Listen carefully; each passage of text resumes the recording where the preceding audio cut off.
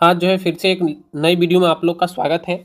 और आज जो है हम सब इतिहास संबंधी महत्वपूर्ण क्वेश्चन को लेकर आए हैं जो सभी एग्जाम के लिए महत्वपूर्ण होने वाला है। आपको एसएससी हो गया, रेलवे, जीडी हो गया, सीआरपीएफ हो गया, सीआईएसएफ हो गया, बिहार पुलिस हो गया, उत्तर प्रदेश पुलिस हो गया, दरोगा हो गया, यूपीएससी हो गया, बीपीएससी हो गया, सभी एग्जाम के लिए बहुत महत्वपूर्ण क्वेश्चन है। और ये प्राचीन भारत से महत्वपूर्ण क्वेश्चन हम सब लेके आए हैं जिसमें से हर एग्जाम में चार या पाँच पूछते ही हैं। बिहार दरोगा के लिए बहुत इंपॉर्टेंट है। तो ये सब के लिए क्वेश्चन बहुत इंपॉर्टेंट आपको होने वाला है। तो चलिए वीडियो को स्टार्ट कर लेते हैं और प्राचीन भारत से कुछ क्वेश्चन को देखते हैं जो महत्वपूर्ण क्वेश्चन है, जो हर एग्जाम में लगभग कई बार पूछ चुके हैं। वह सब क्वेश्चन को हम से देखेंगे। तो वीडियो को स्टार्ट कर लेते हैं। एक नंबर देखिए, आज इतिहास का है और ये लगभग इस सेट में लगभग 500 क्वेश्चन आपको करवाने वाले हैं हम सब।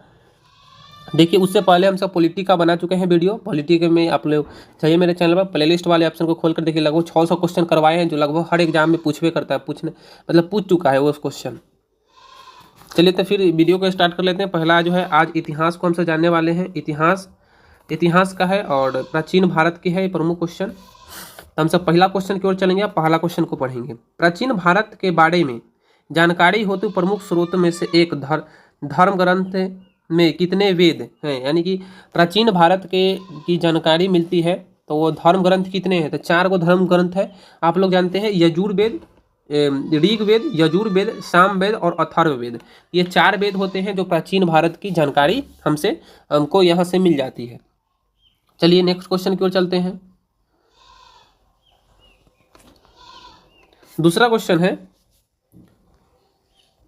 किस वेद से हमें आर्यों के राजनीतिक प्रणाली तथा इतिहास के बारे में जानकारी मिलती है, यानी कि आर्यों के बारे में किस वेद से जानकारी होती है। ऋग्वेद से आर्यों के बारे में हमको जानकारी मिलती है।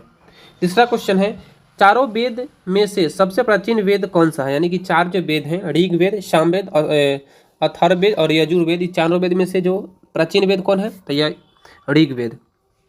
अगला क्वेश्चन है, चारों वेद में से सबसे पुरानी वेद कौन है, यानी कि चारों वेद में सबसे पुरानी कौन सी वेद है, तो अथर्ववेद।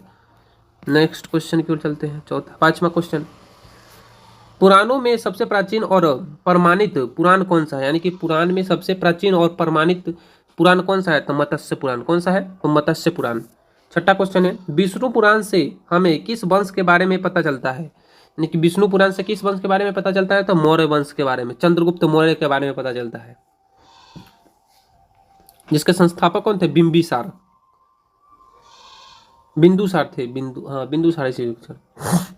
थे, सॉरी। मत्स्य पुराण में से हमें किस वंश के बारे में पता चलता है, यानी कि मत्स्य पुराण में किस वंश के बारे में पता चलता है, तो मत्स्य पुराण में जो ना आंध्र सातवाहन वंश के बारे में पता चलता है, सातवाहन वंश। अगला क्वेश्चन है, जो सातवाहन वंश में क्या होता था, माता का जो नाम है ना उस राजा के नाम के पहले लगा होता था। अगला क्वेश्चन, वायु पुराण से हमें किस वंश के बारे में पता चलता है, तो गुप्त वंश के बारे में वायु पुराण से। 9 नंबर क्वेश्चन है, किस वंश में जादू टोना, तंत्र मंत्र तथा वशीकरण का उल्लेख मिलता है, तो देखिए जादू टोना, भूत बैताल, तंत्र मंत्र, वशीकरण जो हमारा बस में कर लिया, चाहे हमारा ना कहता टोटमा कर दिया, हमको नजरिया दिया है, तो इसमें किस वेद में वो सब मिलता है, तो अथर्ववेद में मिलता है। अब लोग जब भूत धलिया है तो अथर्ववेद में सब मंत्र मिलते हैं। अगला क्वेश्चन है 10, हीनयान का प्रमुख ग्रंथ कौन सा है, हीनयान का प्रमुख ग्रंथ कौन सा है, तो कथावस्तु। अगला है, जैन साहित्य को क्या कहा जाता है, तो आगम। जैन साहित्य को क्या कहा जाता है, आगम। 12 नंबर क्वेश्चन है, जैन धर्म के प्रारंभिक इतिहास के बारे में किससे जानकारी मिलती है, यानी कि जैन धर्म के प्रारंभिक इतिहास के बारे में किससे जानकारी मिलता है, तो कल्पसूत्र से। कौन मतलब कल्पसूत्र पुस्तक का नाम है। चलिए 13 नंबर क्वेश्चन को देखते हैं।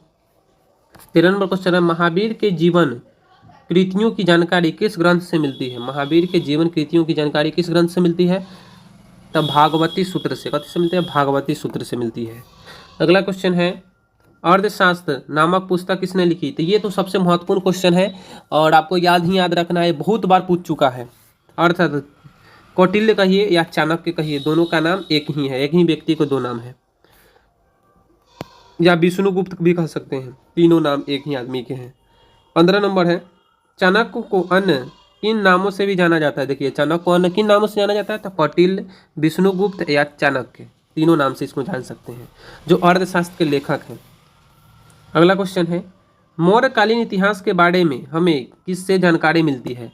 और मौर्य काल के जो इतिहास की जानकारी किस ग्रंथ से मिलती है? तो चंद्रगुप्त के अर्थशास्त्र से मिलती है, यानी कि चाणक्य के अर्थशास्त्र मिलती है हमारे अगर चाणक्य के अर्थशास्त्र बुक आप पढ़िएगा ना, तो चंद्रगुप्त मौर्य के बारे में उसमें पूरा इतिहास लिखी गई है। अगला क्वेश्चन है, पुस्तक के नाम है, राजतरंगिणी पुस्तक के रचयिता कौन है? तो कल्हण। ये बहुत इंपॉर्टेंट क्वेश्चन है, ये सब जो किसी न किसी एग्जाम में अभी तक पूछ चुके हैं वो क्वेश्चन है।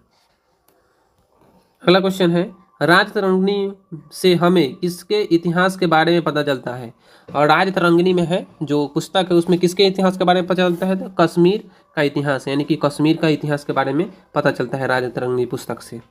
19 नंबर है, अरबों की सिंधी विजय से संबंधित पुस्तक चंचनामा के लेखक कौन है? यानी कि अरबों जो विजय प्राप्त की थी भारत में, तो ये इसका प्रमाण कहाँ पे मिलता है? तो चंचनामा के लेखक कौन है? पुस्तक का नाम है चंचनामा, उसके लेखक कौन है? तो अली अहमद, उनका नाम होती है अली अहमद, चंचनामा के लेखक है।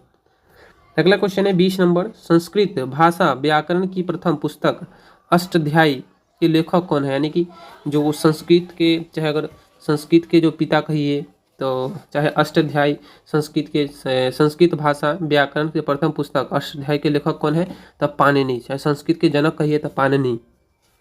अगला क्वेश्चन है, मौर्य के पहले का इतिहास तथा मौर्य युगीन राजनीतिक अवस्था के बारे में किससे जानकारी मिलती है?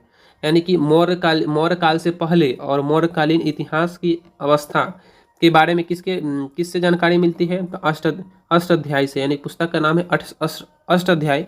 इससे मौर्य काल के पहले का भी इतिहास मिलता है और मौर्य काल में जो राजनीतिक स्थिति क्या थी उसका भी पता चलता है। बहुत इंपॉर्टेंट पुस्तक है ये।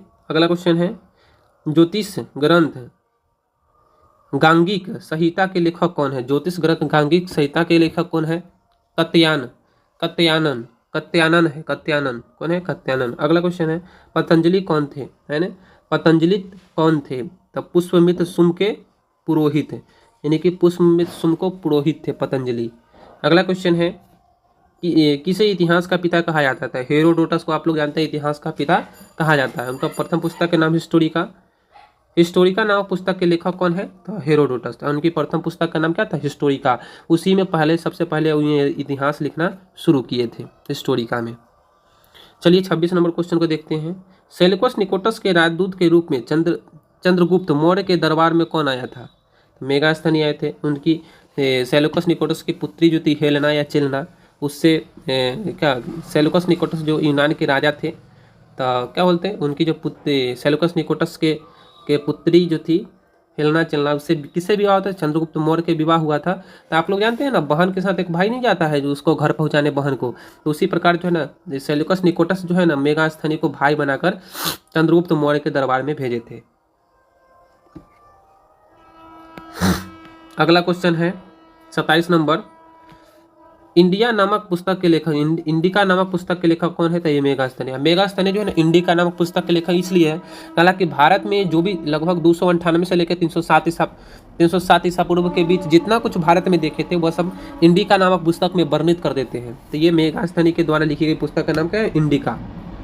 अगला क्वेश्चन है, मेगास्थनी का पुस्तक इंडिका में किसके इतिहास के बारे में पता चलता है? यानी कि देखिए पूछ दिया, यानी कि मेगास्थनी के द्वारा जो इंडिका लिखी हुई पुस्तक उस किसके इतिहास के बारे में पता चलता है? तो मौर्य युगीन समाज तथा संस्कृति के बारे में पता चलता है। यानी कि मौर्य काल में सामाजिक स्थिति क्या थी और संस्कृति उस टाइम क्या थी मौर्य काल में, इसका पता चलता है। चलिए 29 और 30 नंबर क्वेश्चन को देखते हैं, सीरिया के राजा अजियोकर के राजदूत का क्या नाम था जो बिम्बिसार के दरबार में आया था? डाइमेकस। यानी कि सीरिया के राजा कौन थे?